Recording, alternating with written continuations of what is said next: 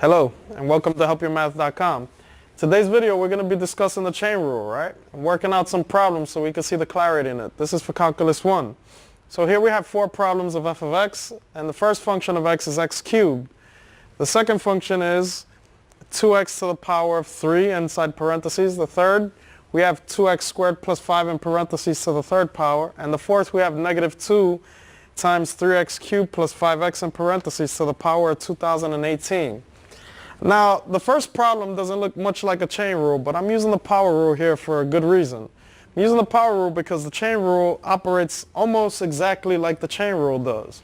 And it's good to see how they're correlated to each other, because the more we see how the power rule works, the easier the chain rule will get, right?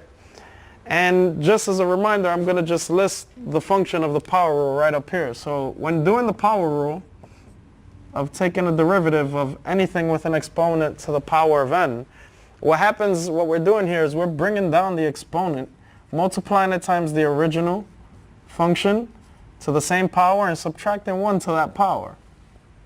And so these are going to be the steps we take to find f prime over here, the function's prime.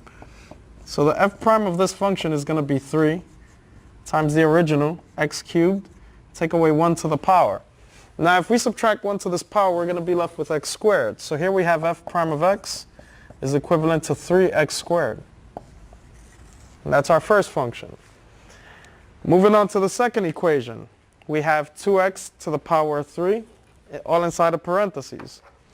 And so here we're going to take a look at how this functions exactly like the power rule. Now before I begin, we notice that we can just expand this, right? And before I get into the chain rule, I'm going to expand this and derive it just how I did this with the power rule, so that we can have something to compare to the actual chain rule formula. Now the chain rule's formula is this. We have d to the derivative of a function that's not in terms of x, which we call u. And to take this derivative, what we're going to do is we're going to bring down the exponent the same way we do with the original power rule. We're going to multiply by the original function minus 1 to the exponent. And this, instead of just ending right here, we're going to multiply it times the derivative of the u function, which we call u prime. And that's the difference between the chain and the power rule. So here, if we want to see the clarity and the correlation between the two, I'm going to first expand this. So 2 to the third power is going to give me 8, and x to the third power gives me x cubed. So here, if I'm finding the derivative of this term, I just have to bring the exponent down, multiply it by the original equation, subtract 1 to the power. 3 times 8 gives me 24, and here I have x to the second power. So here we see that this is the derivative, right? And to reinforce how the chain rule works, I'm going to take this as my solution and try to get it right off of the original equation here. So I'm taking my original equation, and I have my f of x is equal to 2x's to the power of 3. And I'm going to bring the exponent down, right? The exponent comes to the front of the equation, so I have f prime of x. I get 3. The function stays the same. We have 2x. We have a 3 here. We're subtracting 1 to the power. And the final part is, whatever the inner function is, we're going to find the derivative of the inside and multiply it times the result of this. So the derivative of 2x's, right, is just going to be 2. And so let's multiply all this together and put it together again, and we have the f prime of x. It's going to be 3 times 2 gives me 6. Then in parentheses here I have a 2x. The exponent is 2. Now it doesn't look the same yet, right? Because I have 24x squared here. I have 6 times 2x to the second power. But let's expand this, right? So if we expand this, we're going to get 4x squared inside. So now we have 6 times 4x squared. When we multiply this out, we get 24x to the second power, which is the same exact result we got. So the rule again for this is we bring down the exponent, keep the inside the same, keep the power the same, subtract 1 from it while you're doing it, and multiply by the derivative of the inside. Now this is pretty useful because we don't always get a problem so simple. If we take a look at number 3, we can't just expand this without having to go through the triple expansion. So the chain rule adds that benefit to the mathematics while we're doing it, right? It helps us get a shortcut to the solution, and once we get to that shortcut, we're pretty much done with it. So let's take a look at this next problem.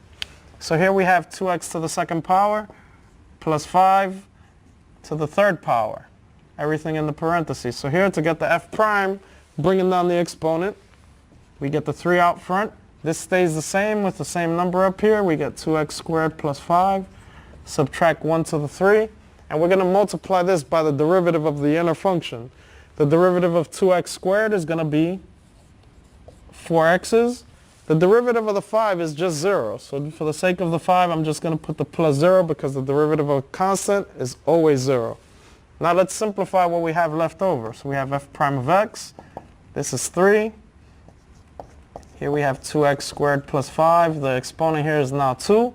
And this is just 4x's. So we can go ahead and take this 4x and multiply it by the 3 and leave it in the front. This we do not have to expand. We can just leave it there. There are going to be cases where you have an exponent you cannot expand. So this is fine for the solution. Also, when we get to this point and we have 12x's here, this is perfectly factored and set up to solve. So if I set this equal to 0, it would be no problem. I have it exactly as I want it. All right, and this is the solution for this problem number 3.